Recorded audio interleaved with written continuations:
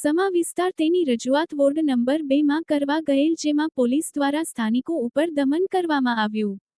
વડોદરા સંઘર્ષ મંચ દ્વારા સમા વિસ્તારમાં વોર્ડ નંબર 2 માં પાણી બાબતે જે ગઈકાલે દુઃખદ ઘટના બની હતી તેને લઈ પોલીસ ભવનમાં આવેદનપત્ર આપવામાં આવ્યો હતો। સામાજિક કાર્યકર્તા ઇબ્રાહીમ સાયકલવાળા, તપનદાસ ગુપ્તા, હુસેનભાઈ મુલતાની તેમના સાથીઓ હાજર રહ્યા હતા।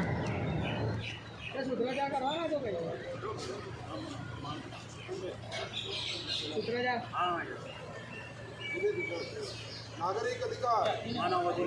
नागरिक अधिकार, समान असरग्रस्त बहनों ने न्याय आपो, समान असरग्रस्त बहनों ने न्याय आपो।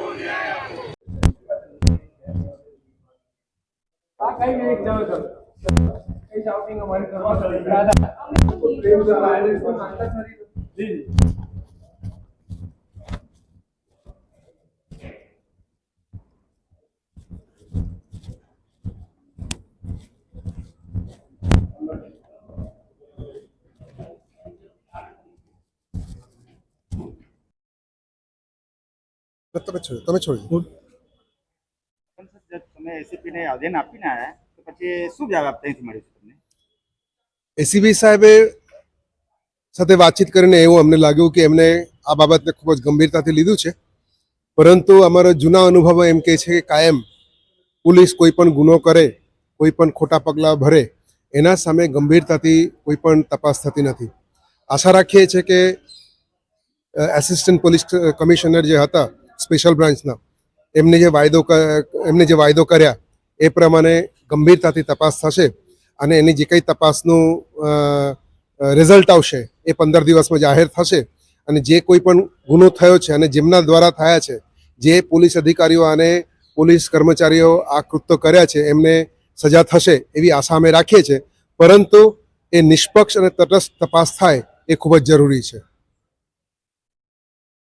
મળતું નથી, આ તો પાણી જે ચોખ્ખું મળતું નથી, તો ત્યાંના જે પીડિતો અને સ્થાનિકો જે છે એ વોર્ડ ઓફિસમાં જ્યારે રજૂઆત કરવા ગયા,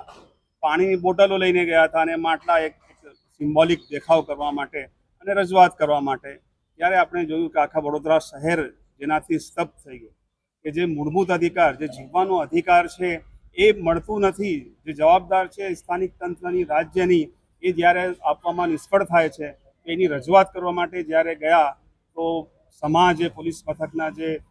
પોલીસ અધિકારીઓ અને કર્મચારીઓ જે છે ત્યાંની મહિલાઓ સાથે, જે વૃદ્ધ મહિલાઓ પણ હતી, સામાન્ય મહિલાઓ હતી, પુરુષો સાથે જે છે અમાનવીય અને અત્યાચારભર્યું જે છે કૃત્ય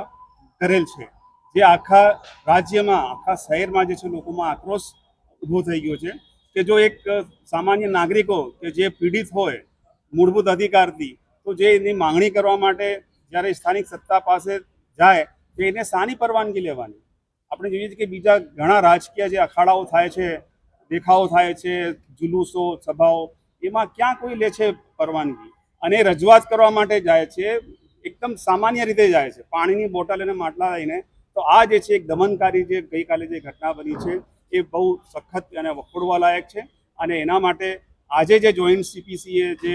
તપાસના જે આદેશ કર્યા છે, તો અમારો અનુરોધ છે કે તપાસ 15 દિવસમાં વડોદરા શહેરના નાગરિકો સમક્ષ જે છે જાહેર કરવામાં આવે અને જે લોકો દોષિત એમાં નીકળે,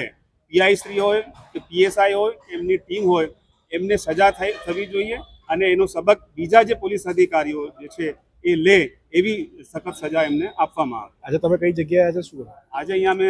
સીપી શ્રી વડોદરા પોલીસ ભવનમાં જે છે આવેદનપત્ર આપવામાં આવ્યું છે।